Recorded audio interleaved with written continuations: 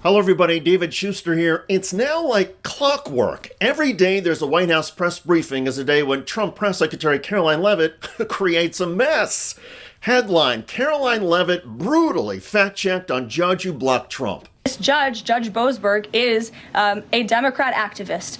He was appointed by Barack Obama. His wife has donated more than $10,000 to Democrats, and he has consistently shown his disdain for this president and his policies, and it's unacceptable. You took me right where I wanted to go about the idea that these people are all foreign terrorists, but Judge Boseberg was originally appointed by George W. Bush and then elevated by Barack Obama. I just feel like I should clear that up. Let me just say something to that effect, Garrett. 67% of all of the injunctions in this century have come against which president? Donald J. Trump. It could be due to Donald Trump doing more things that are unlawful and unconstitutional.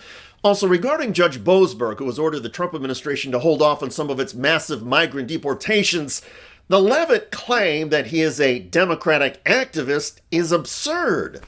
As you heard from the NBC reporter, Boseberg was appointed to the bench in 2002 by George W. Bush and elevated by Barack Obama in 2011. But there's more. In 2014, Judge Boseberg was appointed to the U.S. Foreign Intelligence Court by Supreme Court Chief Justice John Roberts, a conservative, a Republican. Here's another Republican, former Florida House member David Jolly. I think critical thinking has largely died in the United States of America, and Karoline Leavitt is probably a perfect example of that. Another example of Levitt's absurd attack on Judge Boseberg involves the fact that the judge has issued several rulings favorable to Donald Trump. In 2016, the judge ordered the release of thousands of Hillary Clinton emails requested by the conservative group Judicial Watch. The judge also ruled the public had no right to view Donald Trump's tax returns. He is not, as the White House describes from the podium of the press briefing room, a, quote, Democrat activist. Karoline Leavitt, though, is an activist for Republicans and for ignorance. Headline, Trump press secretary dodges key question on identifying gang members. Karoline Leavitt fumbled when asked why deportee names haven't been released. If the White House can publish images, photos, videos of those men, why can't the administration just release basic information like their identities and names? We are not going to reveal operational details about a counterterrorism operation, but what I can assure you, as I said on Monday, we have the highest degree of confidence in our ICE agents and our Customs and Border Patrol agents who have committed their lives to targeting illegal criminals in our country, particularly foreign terrorists, and they had great evidence and indication. They have the highest degree of professionalism, and they were 100% confident in the individuals that were sent home on these flights and in the president's executive authority to do that. In other words, we trust the ICE agents, but to your question, we don't trust the agents enough to release the deportees' names so that anyone else, say journalists or defense lawyers, can check if the deportees are actually terrorists. And by the way, there are already reports that some of the Venezuelan migrants deported by the Trump administration to a brutal prison in El Salvador had no connection to gangs or crime or terrorism. Oops. To the notion of too many injunctions against Donald Trump, that's probably because he's the one president who's acted the most outside the bounds of his executive authority. The death of critical thinking is real. This White House is a perfect example of it. And I think this is also when there's this debate, which surprises me sometimes, whether or not we're in a constitutional crisis. Yes, we are. We've been in a constitutional crisis since we elected an insurrectionist and surrounded him with the trappings of the departments of the United States government, from the Department of Justice to the Department of Commerce to the Department of Treasury, you name it. Those trappings have normalized this behavior in an environment where it shouldn't be normalized. And White House Press Secretary Karoline Leavitt has arguably normalized headline just lying to our faces.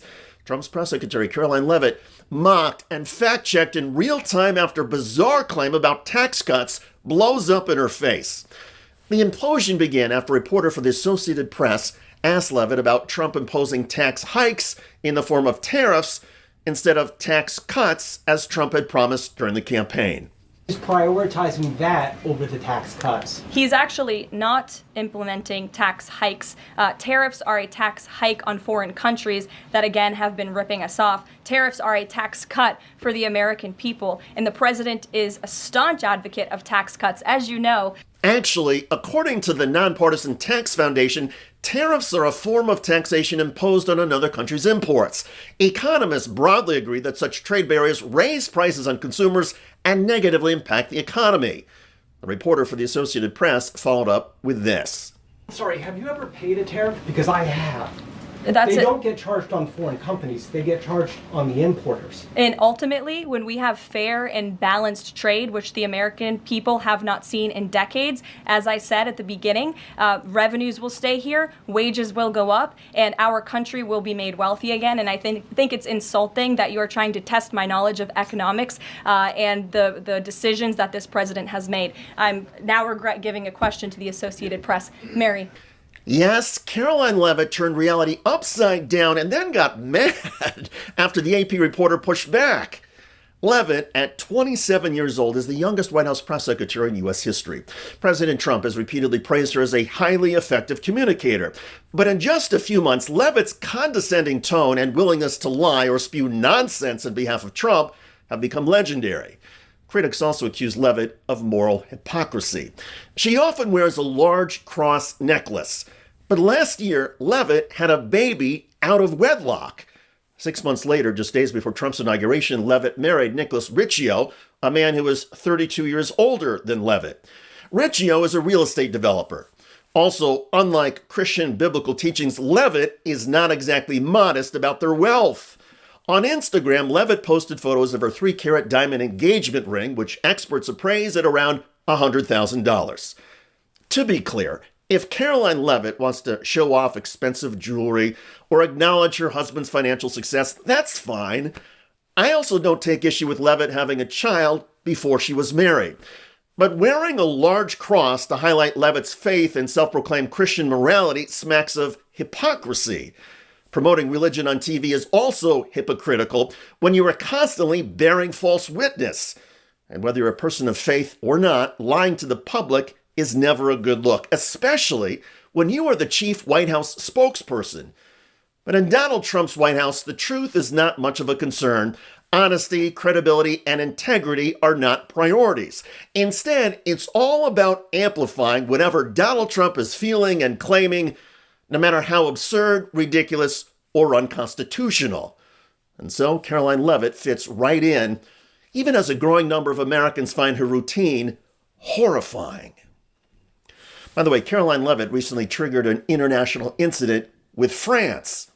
So is President Trump going to send the Statue of Liberty back to France? Absolutely not. And my advice to that unnamed low-level French politician would be to remind them that it's only because of the United States of America that the French are not speaking German right now. So they should be very grateful to our great country. X quickly added a community note to posts about Leavitt's remarks. The community note read, "It is also thanks to the French that the U.S. is no longer a British colony. France helped make the victory of the U.S. possible. Continental soldiers used French weapons and wore French-made uniforms. And by the end of the war, they fought alongside French soldiers." The note included links to several supporting articles, including one from the Museum of the American Revolution. Check out that video at the link below. It generated a lot of comments on YouTube. One of the most popular is from Leavitt, who wrote, "They didn't hire her, Levitt, because she knows what she's talking about. They hired her because she doesn't care what she says and will say anything." Indeed. I look forward to reading your comments about Karoline Leavitt now getting blasted by Republicans. I'm David Schuster. Thanks for joining us.